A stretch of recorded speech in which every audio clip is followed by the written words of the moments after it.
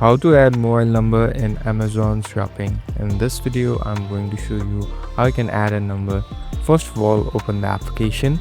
Now here on the bottom you can see this tree line icon. Tap on this tree line icon. So here on the right top you can see account. Tap on account. Now slowly scroll down. Here you'll be able to see the option called login and security. Tap on login and security. Now this is the section of your profile. Here you can add your mobile number. Simply tap on add mobile number, and here you can easily add the mobile number.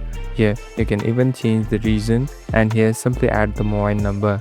So a verification code or an OTP code will be sent to the mobile device, and you must verify it and you'll be all set. Thank you for watching this video. I hope this video will help you.